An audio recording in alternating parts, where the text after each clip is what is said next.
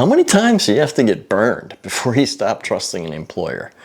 I found out the hard way. Twice. And the second time cost me more than I ever expected. Before I get into that, hey, I'm Eric. I'm a mechanical engineer and auto enthusiast who escaped the corporate world over 25 years ago when I started my own business.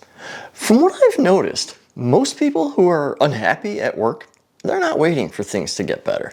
They've just never seriously considered that it could be any other way. And today I'm going to tell you something I haven't talked about much. Something that might change how you see your own situation. Despite building my own company, I went back to work for someone else. Twice. And both times confirmed exactly why I left in the first place. The first time was December 2018. My business had hit a rough patch. It's not a full-blown crisis, but it was enough that I needed to supplement my income while I figured out what to do. I took a position at a small automotive products company, similar to my own, but focused on air-cooled Volkswagens and dune buggies. It seemed interesting, fun, and I figured I might learn something helpful for my own business. So I accepted $15 an hour. Not great, a lot less than I'd been paying myself, but it was helpful and it was familiar territory. Mechanical and automotive. And there was a raise on the table. That was the agreement going in. My 6-month review was late, but it was very positive, and I was promised $16.50 an hour. Still not great, but better than 15. And then, they never actually gave it to me. And with direct deposit, they hoped I wouldn't notice. But I did. Not right away, but I noticed. And it was obvious they had tried to hide the fact by keeping my pay stubs. So I brought it up, directly and professionally, and while the owner's first reaction was, "You're right, let's fix that," his tune changed when I asked for the back pay that they owed me. Then it became more like I'd done something wrong by asking. Like I was the problem for expecting them to keep their word.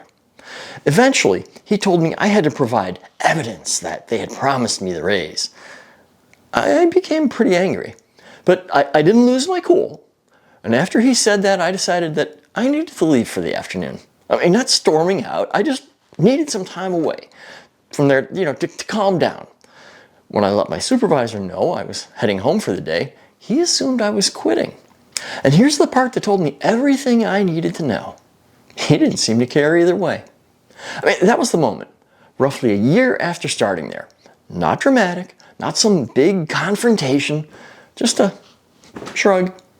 And I thought, if this is how little my walking out the door would mean to them, I'm not coming back. And I didn't, other than to get my tools. That was bad, but compared to what happened the second time around, it was practically nothing. Right after I left that job, something fantastic happened. Things worked out. The pandemic hit shortly after I left, which led to a small business loan to help out during the economic chaos. And sales, my company's sales, soared. For a while, it felt like confirmation, like the universe was backing my decision. I'm out of the job market again, my business is running great, and I'm enjoying my work. That feeling lasted about 3 years. We actually threw a party for our customers and vendors to celebrate our record 2022 sales numbers. I had no idea it was about to fall apart. In early 2023, our sales dropped virtually overnight. Not a dip, a 75% decline. The business was still able to pay its own bills, like utilities, lease, loan payments, etc. But it couldn't pay mine or my employees. No payroll. And we still had to eat. Thankfully, there were only 3 of us, and we all did manage. So, as I was about to start looking for a job in June 2023, one fell into my lap. I ran into a friend who was a fairly high-level manager for a large corporate employer and was looking for someone with my skills. They needed to replace someone they had just let go. And for good reason, I might add. And the job paid $25 an hour. Better than before. The catch was the shift. 3 p.m. to 1:30 in the morning.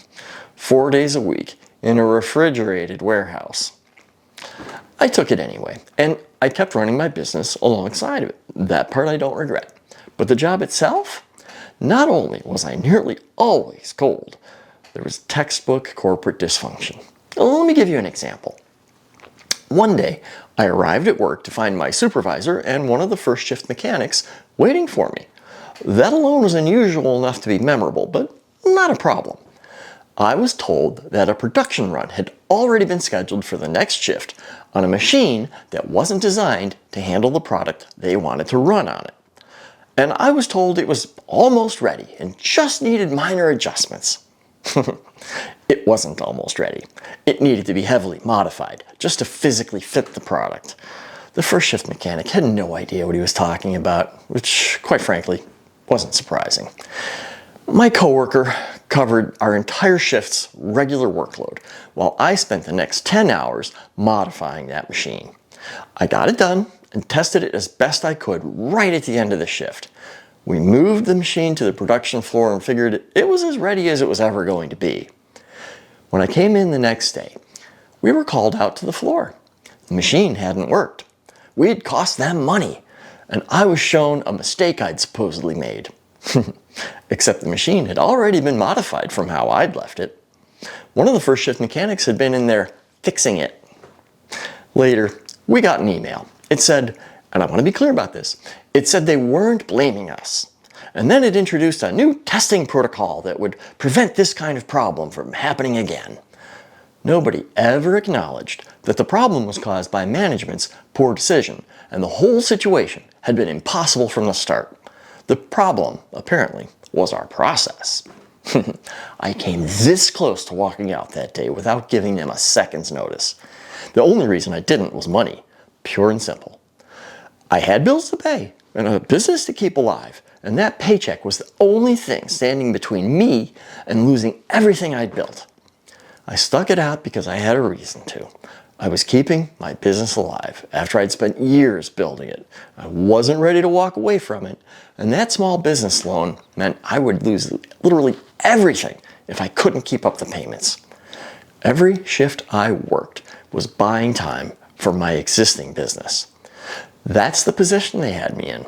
And if you've ever stayed somewhere longer than you should have for a similar reason, you already know how that feels. Thankfully, my position was often more of an insurance policy for them. So I had time to research online marketing and ways of making money online, such as YouTube. Here's what I kept coming back to across both of those experiences.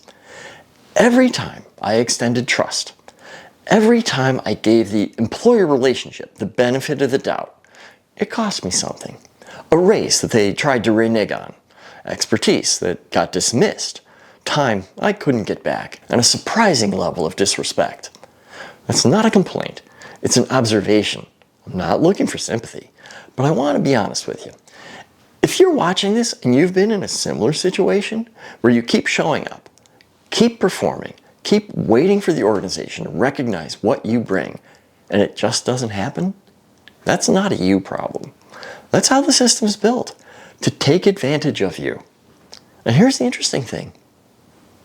Most people never question it. And the only way out is to stop waiting for it to change and start building something of your own. Now stick with me, because I still owe you the end of this story, and it involves over $2,600 I'll never see. If you're at that point where you know something has to change, but you're not sure what the first move is, I do one-on-one coaching calls. No pitch, no program, just a direct conversation about where you are and what your options actually look like. The coaching link is in the description. I'd be glad to talk.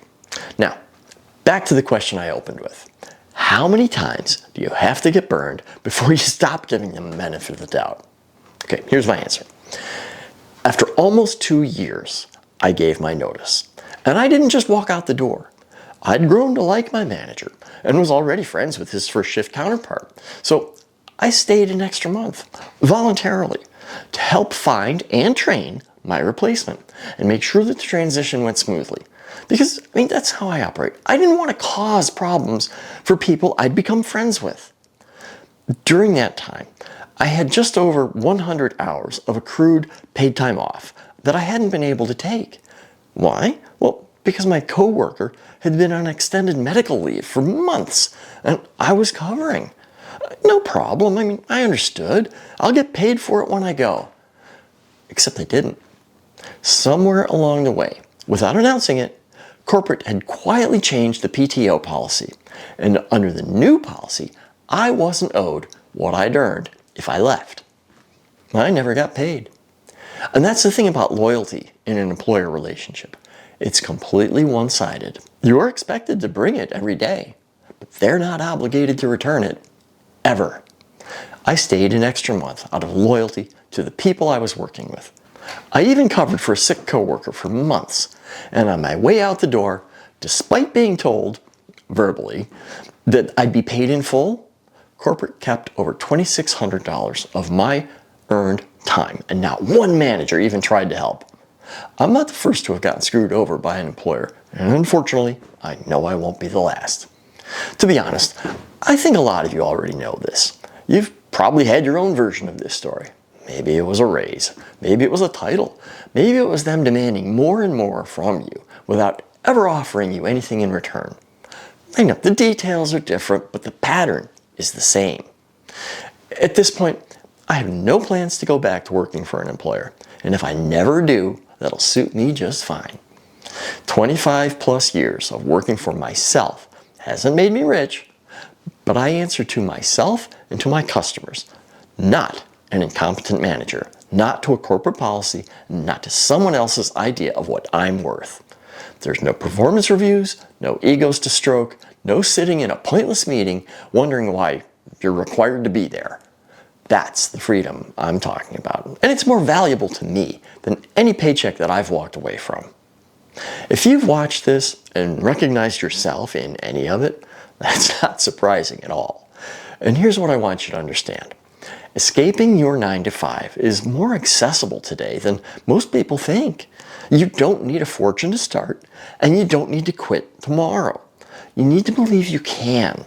You need to believe that your life, your dreams, are more valuable than you will ever be to any employer. Understanding that is the start of building your life on your terms. And this channel is here to help you figure out the rest. Subscribe if you want more of this, and if you're ready to have a real conversation about what your path looks like, the coaching link is in the description. I'd be glad to help if I can. Thanks for watching, and I'll see you in the next one.